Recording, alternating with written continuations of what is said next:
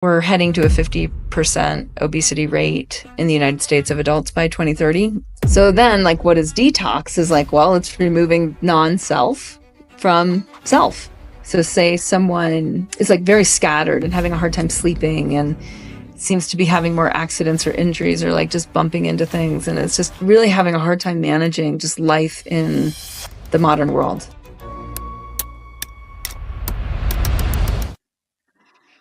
Well, that's really good assurance, especially for people who are just starting out guiding their detoxes.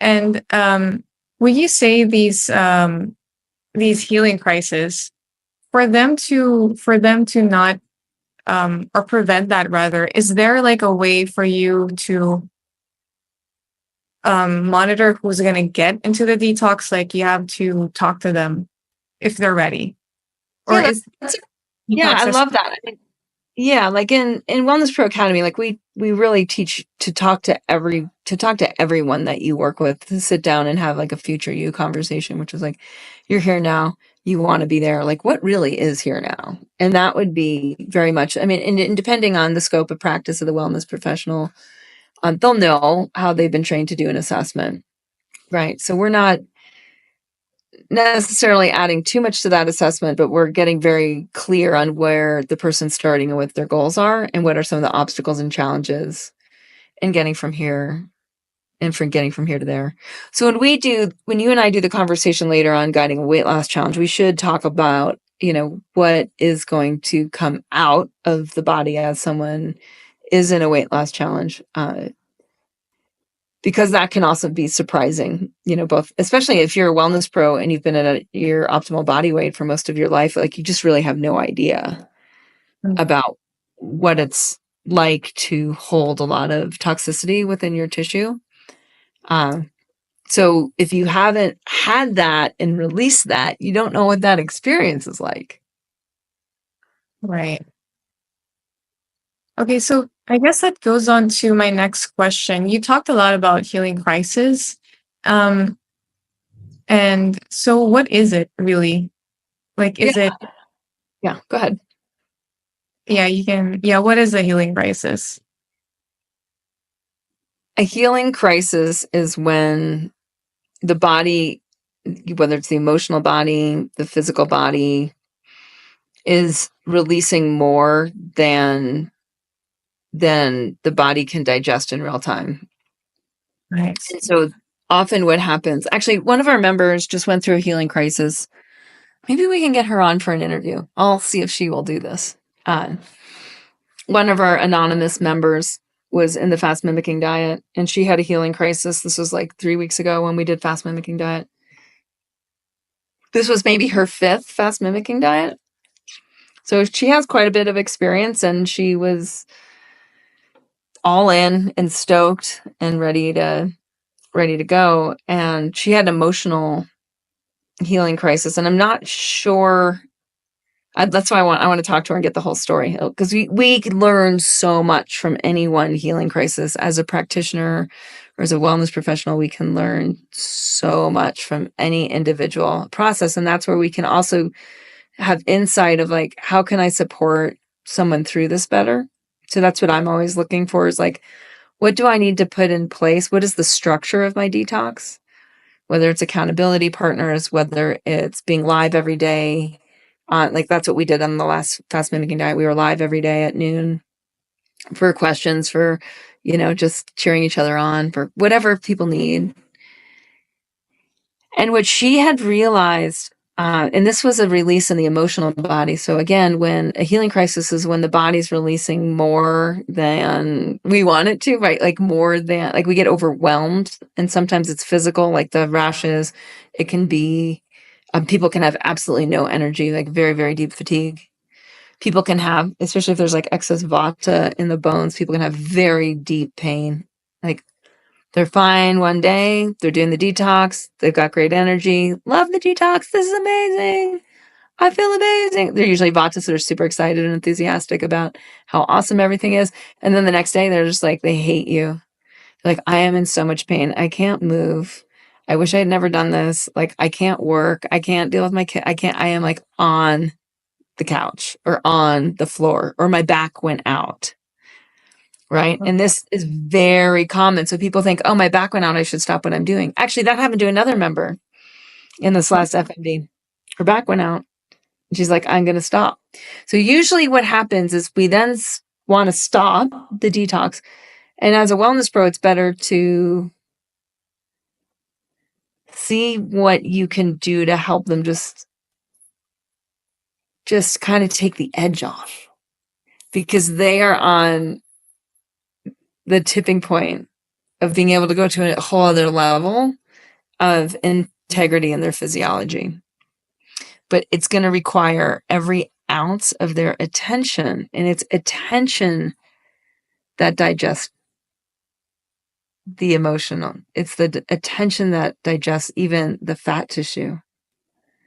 So if we don't like ping out of it and just be like, where's the burger? Where's the beer? Or like, where's the glass of wine? Or where's the whatever it is? Like sometimes it's just oatmeal. Like I just need to food, right? But if we can stay in it, which might be bone broth, or it might be vegetable broth, or it might be sauerkraut, something that's really good for the microbiome. It's just like like if we can just stay in it right at enough that we can allow our attention to go to what is releasing, what is digesting, what is processing, we'll have an insight.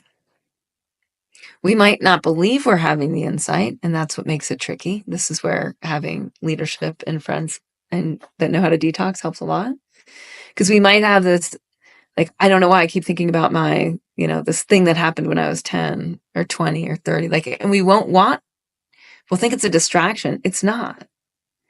It's what's releasing from the emotional body. And sometimes it's releasing from the ancestral body, and it's generationally old, which we now actually are starting to get research on as far as how this changes the genetics in the genetic code. So, yeah. So, and that's tied to the emotional body.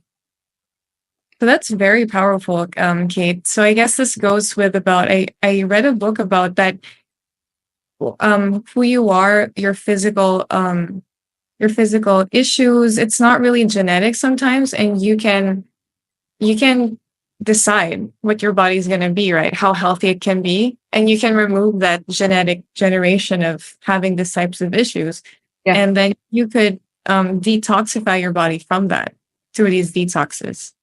Yes. That's what I'm getting from this. Wow. Yeah, that's exactly. And the woman I was talking about that hit this healing crisis, not the one with the back one out, the other one. Maybe we can have them both on because this will be fun. Let's talk about this for real.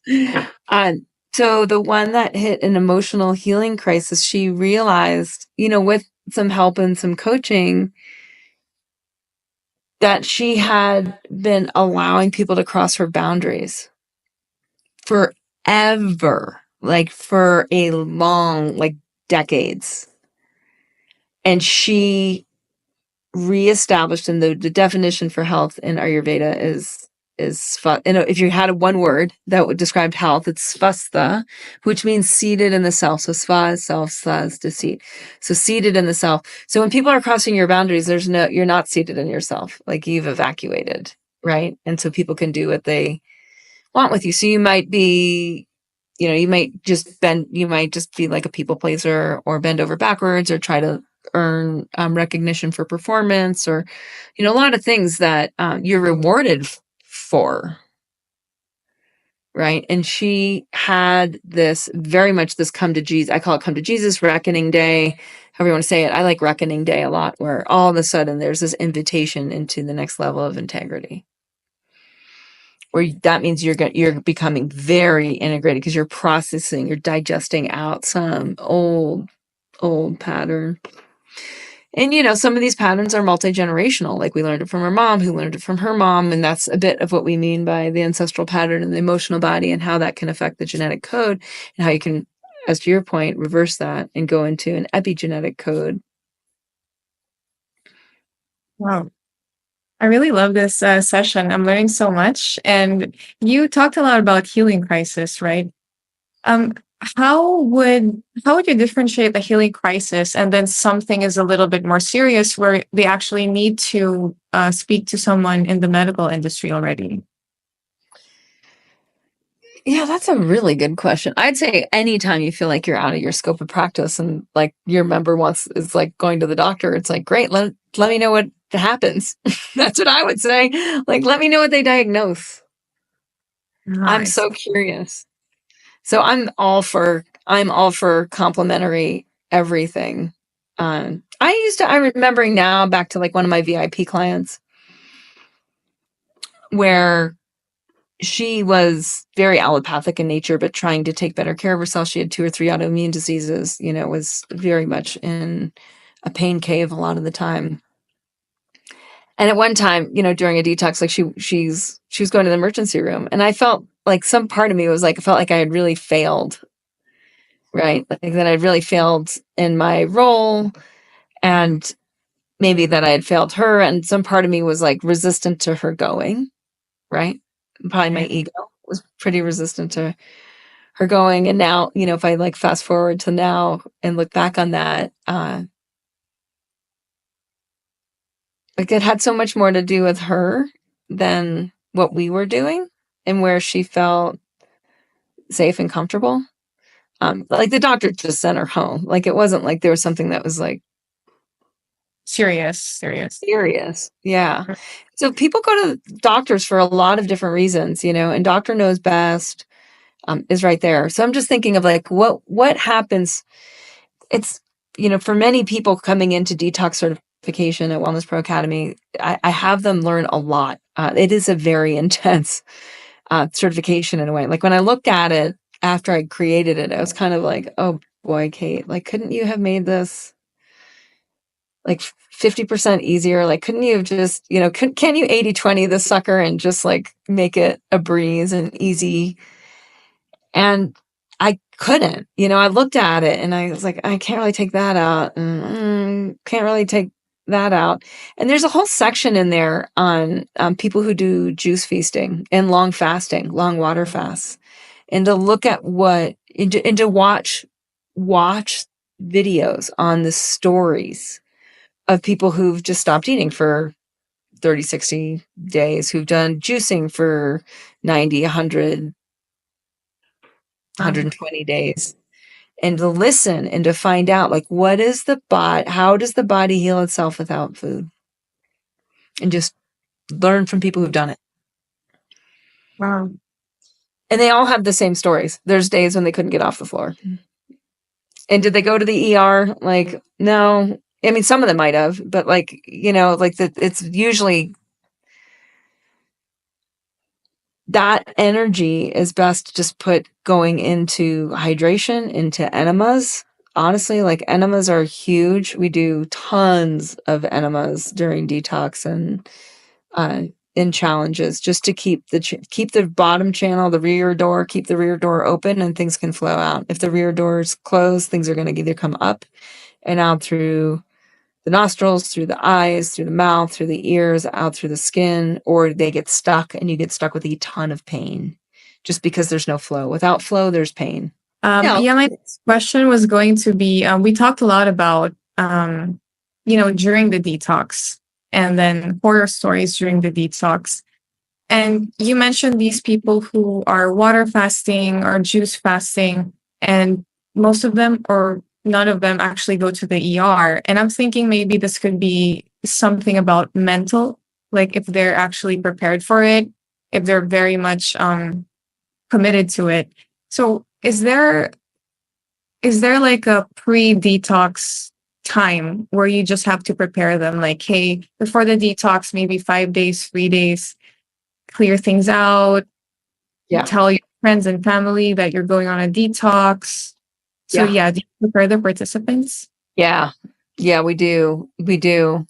And the way that I guide it in detox certification is as a 3-week process. So ease in, go in deep, and ease out, because the ease out is actually, often people find that harder than the ease in or the going deep. And that's often very surprising. It's just like, how do I navigate who I am now? Right now that because before I had all the crutches and that was working, that was great. And then in the detox, I had these huge realizations that I don't want to be that person with crutches, but I do need to go back to my responsibilities. I need to leave the cave and go back to my life, and that might include my social scene, that might include my family's habits, that might include my friends' habits. So how do I reinvent? Like, how do I stay in this up-leveled experience where I feel amazing? Because I don't want to trade that in anymore to just fit in, right? Or just to feel the temporary high, but let go of that deeper satisfaction, that deeper high.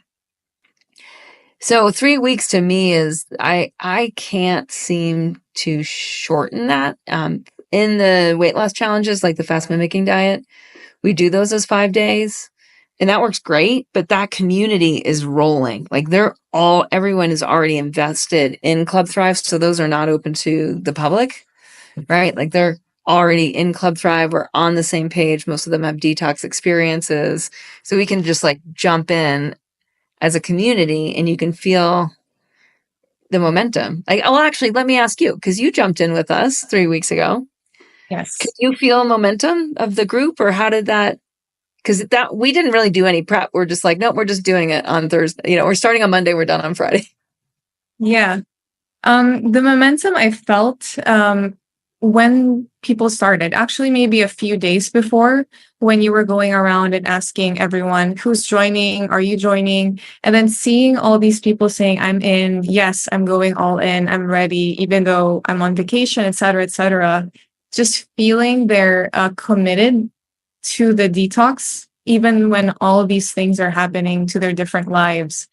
I was very motivated. I said, oh, I can do this too, because if they can, I can. So I guess that goes back to the point of view talking about it being done much better in a group wise, 5 or more.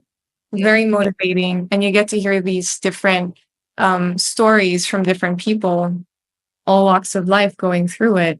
And it's just a fun way to connect with the other members as well while you're going through the detox.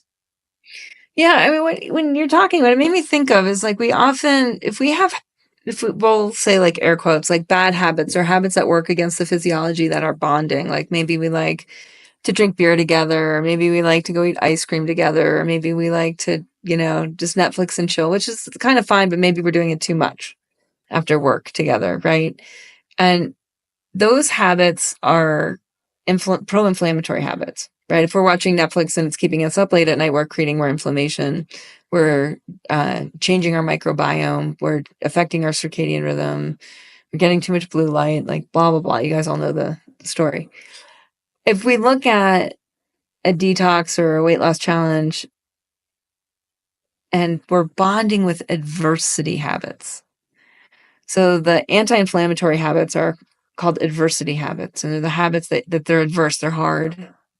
They're hard to do, but interestingly enough, they're much harder to do alone than they are together. Because if there's a bunch of people doing a hard thing, there's excitement, there's a goal, there's in yoga, they say the word tapas, which is this friction. Like if you rub your hands together, like trying to spark a flame, right? That's the energy of adversity, and it's incredibly bonding. It's way more bonding than the pro-inflammatory habits. So we get very quickly bonded. And this is what we see in Club Thrive and Club Hero and Wellness Pro Academy, because all my clubs are hard, right? We do hard things, but we do them together so they're easier. There's this incredible bonding. So when I look back, like a lot of people are coming into Club Thrive waitlist in school now who used to be in Body Thrive or Living Ayurveda or yoga health coaching or yoga detox, and they're coming back in and they're bonded from having done intense growth experiences where they became and evolved and were able to shed parts of their identity that they had outgrown or that were dysfunctional. And they are so in gratitude to themselves and to each other. They're like colleagues on the path of growth, even more so than they are to say like me as like the host or the leader or the guide, right? And so it's so important as the leader to not have any ego about any of that, but just to appreciate how the group has bonded from something that you built the structure for. And so I see so much the role of the leader of a detox, the leader of a club, the leader of a weight loss challenge is like, your job is to build the structure for the group to connect. Your job is to build the structure for the members to relax. I love that. I love how you put that last word, Kate, about your job is to make the group relax and ease into it. Mike, I have a follow-up question on that. Do you think anybody should be a, a guide or a leader for these detoxes? That's a For good, the yeah, I think so. I mean, it's basically when I think like any type of wellness pro, if we just start there, like that you're already into wellness and you have some experiences detoxing. And if you don't, what we do with people that want to is like we have you in Club Thrive so that you're doing it with us while you're in Wellness Pro Academy and guiding the detox and detox certification. Because they might need a lot more experiences. The more yeah, experiences we have, right, then the more we don't want to guide. You can't guide a journey you haven't been on. I think it's just the definition of guide is someone who's walked the path before and has come back and picked up the people that want to get from A to B. So we need enough of those experiences. How much can we do that together? When I think back to those first detoxes I guided, I only had one or two, like honestly, like one or two detoxes under my belt.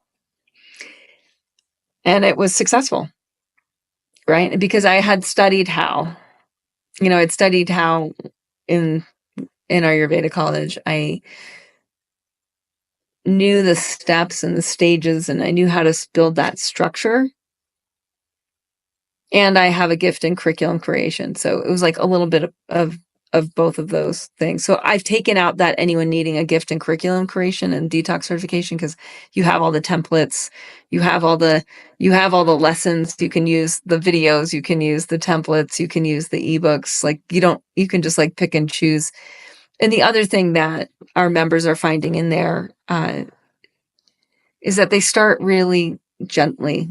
They start by doing something that's very achievable. They don't start with like a 21-day water fast or anything like that, right? Or a 7-day water fast, or they don't even start with fast mimicking diet. That is we consider that quite advanced. They start with something that's much more based on circadian rhythm habits and helping people just reset their habits and get to some meal spacing, maybe a little intermittent fasting. And just focus on circadian rhythm habits. And that, amazingly, in today's culture, is a detox. yeah, I love that, especially now with so much access to technology, and you can be online 24 hours. Right there is actually a detox, pretty much. So this episode, we've talked about a lot, what goes before the detox, during the detox, some horror stories, and the best way to be a leader to that. So to wrap it up, what advice would you give to new practitioners who just want to begin guiding detoxes? Well, we should have them take our quiz. We have what is our De- quiz called? Which type of detox should you guide? yes, that's the one. Yeah, you should definitely start there. And then that will lead you into Club Thrive waitlist, into our school where we have a little webinar on guiding a detox. And then you'll be led to either have a conversation with me or with another one of our coaches to help you see what you really want to do and where you're at. I do want to we're going to have an episode on, for those of you who want to make money, because when I look back to my initial motivations, it was like, one, I needed detox buddies so that I would do a good deep detox, because I still at that point had seasonal allergies and constipation and was a bit overweight. Like not a lot, but I knew that detox would help me with all of those three things. And number two, I needed to pay my mortgage. So I have no shame in anyone who is in that same position of just like, I need to add a revenue stream. I need people to have a deep transformational experience with me so that they'll sign up for my longer program or my high ticket item or my mastermind group or my club or whatever we're calling our circle or thing. And if we don't have that, if we don't have an upsell, then that'll be good for you guys to talk to us as well, just to help you structure your wellness business so that you have a healthy career with a healthy income and that you're guiding members to results. So we will, once we have, do we have a link for the quiz?